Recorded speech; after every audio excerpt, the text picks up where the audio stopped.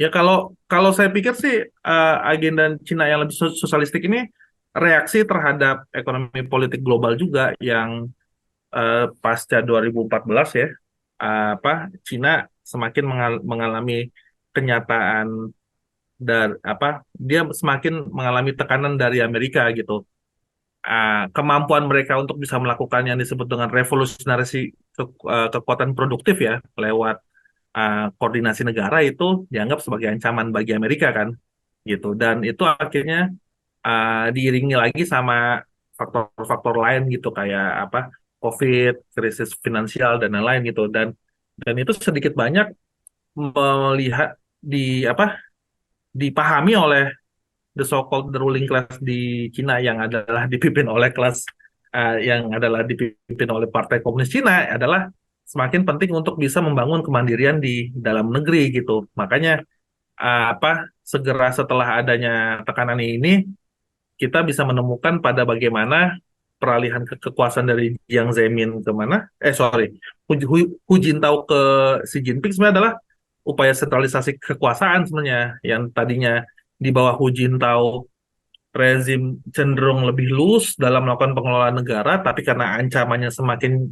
nyata, ya butuh kepemimpinan yang lebih tersentralisir dan lebih kuat gitu, dan itu akhirnya direpresentasikan oleh figur seperti Xi Jinping gitu, dan ini kemudian membuat kenapa akhirnya Cina harus membangun ekonomi yang lebih mandiri secara internal, nggak bisa lagi tergantung pada ekonomi politik yang ada di luar gitu. Kita harus tahu Cina itu sedikit banyak memang perkembangan apa ekonominya kan sangat ditentukan oleh kemampuan mereka untuk bisa banyak melakukan ekspor keluar kan gitu. Nah, sekarang ini karena ancaman itu dia harus lebih mandiri, dan itu akhirnya memaksa mereka untuk melihat kembali jati diri mereka sebagai kekuatan politik sosialis itu. Ada beberapa artikel saya yang mencoba mengadres itu ya, tapi intinya adalah di tengah kondisi kayak beginilah kemudian Cina melihat bahwa emang jalur yang paling paling visible untuk didorong sekarang adalah mulai menggeser aspirasi politik negaranya menjadi lebih sosialistis gitu. Makanya agenda terakhir yang mereka coba usung adalah yang disebut dengan common prosperity kan, yang pada dasarnya adalah mengupayakan agenda redistribusi gitu, tapi dengan tetap mempertahankan primasi mekanisme pasar. Apakah itu berhasil atau enggak, kita nggak tahu. Tapi mereka, Cina punya klaim bahwa sosialisme mereka, yang disebut dengan sosialisme dengan kata Cina, adalah sosialisme berbasiskan ekonomi pasar gitu.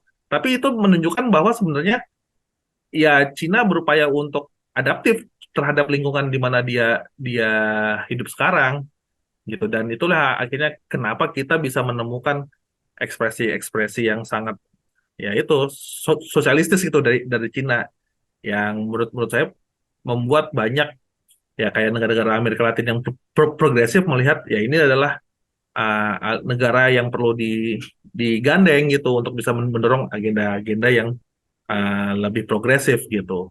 Gitu sih, dan memang Cina ini uh, ketika dia melakukan hubungan ekonomi sedikit banyak punya karakter yang berbeda gitu. Kalau bikin kerjasama sama Cina nggak perlu serumit dengan bikin kerjasama dengan Amerika Serikat, karena Amerika Serikat selalu dengan yang disebut dengan term and condition apply gitu. Selalu ada adjustment structural program di balik setiap agenda kerjasama ekonominya, itu nggak berlaku sama Cina. Cina sangat pragmatis sekali, kalau mau terima Ya. bagus, kalau nggak ya seperti apa negonya. Jadi itu yang akhirnya juga membuat kenapa banyak negara-negara, khususnya negara-negara yang underdeveloped ya, yang mengalami masalah pembangunan ya lebih senang berhubungan dengan Cina gitu loh.